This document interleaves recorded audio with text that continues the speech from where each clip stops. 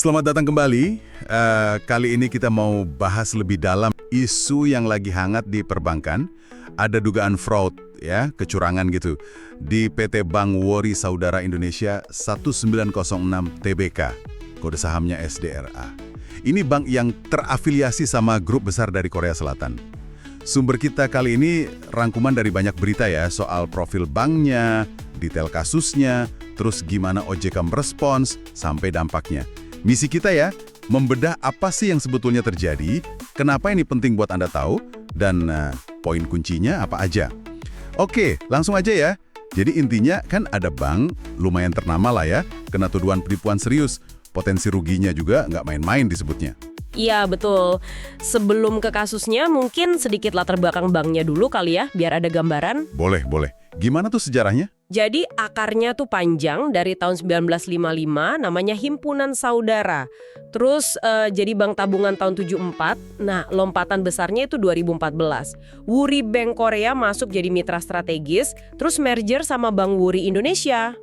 Jadi namanya berubah jadi yang sekarang itu ya, PT Bank Wuri Saudara Indonesia 1906 Tbk.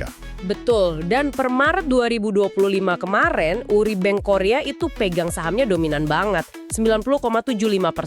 Jadi ini jelas bukan bank kaleng-kaleng. Oke. Punya induk usaha kuat dari Korea. Terus gimana awal mula dugaan fraud ini muncul? Katanya dari induknya ya yang umumkan? Iya, benar. Justru dari Wuri Bank Korea pengumumannya awal Juni 2025.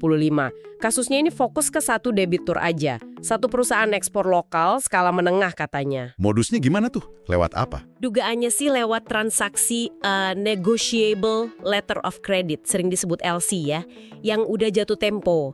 Jadi LC ini kan instrumen buat jaminan pembayaran gitu ya dalam perdagangan. Ya, biar eksportir yakin dibayar kalau dokumennya lengkap. Nah, LC yang diajukan debitur ini diduga isinya informasi palsu. Gitu masalahnya. Dan nilainya itu tadi yang bikin heboh, 78,5 juta dolar.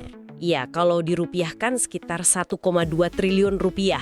Angka yang, wah gede banget memang. Tapi Bank Wori Saudara langsung klarifikasikan ya soal angka ini, biar nggak salah persepsi. Betul, tanggal 5 Juni mereka kasih pernyataan.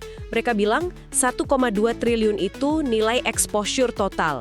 Jadi itu potensi resiko keseluruhan dari LC itu, bukan kerugian bersih yang udah pasti dialami bank. Oh, oke. Jadi kerugian realnya belum ketahuan? Belum, masih diinvestigasi internal sama mereka. Jadi penting nih bedain potensi sama kerugian aktual. Sip. Nah, regulator gimana? OJK pasti langsung bergerak kan? Pasti, OJK lewat Pak Dian Ediana Raya, Kepala Eksekutif Pengawas Perbankan, udah konfirmasi. Beliau bilang memang ada indikasi kuat fraud dari transaksi LC ini. Ada lagi nggak info dari OJK? Ada, dan ini yang cukup mengkhawatirkan.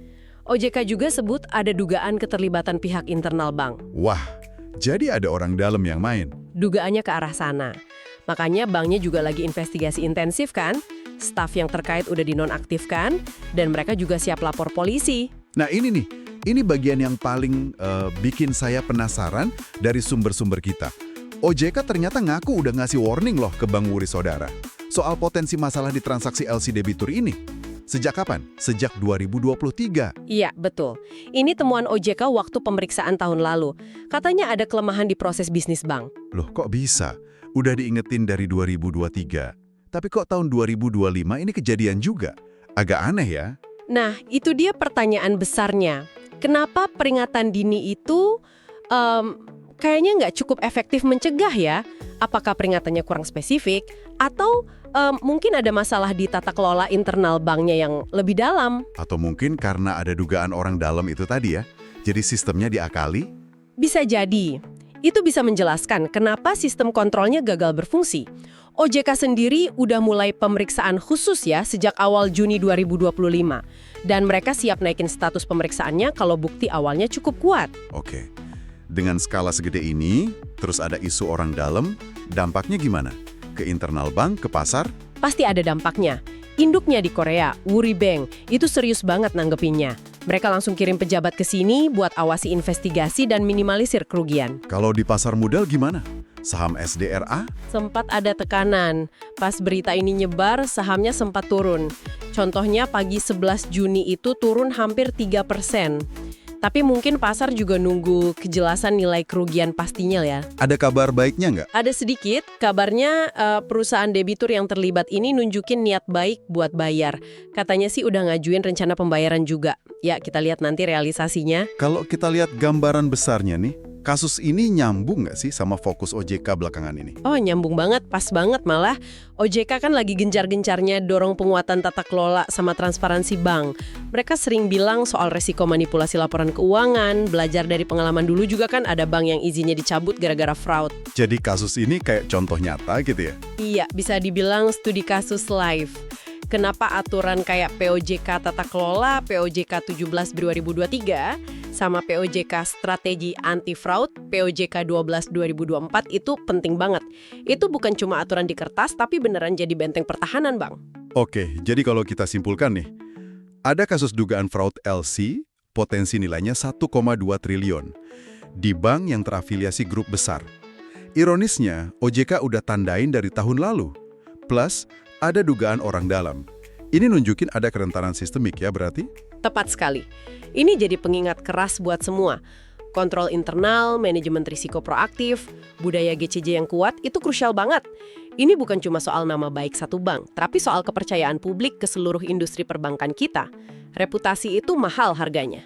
Nah, sebagai penutup nih, ada satu hal buat Anda renungkan lebih jauh. Kalau kita lihat, ada peringatan dini dari OJK, terus ada dugaan kuat keterlibatan internal. Seberapa efektif sih sebenarnya mekanisme pengawasan kita?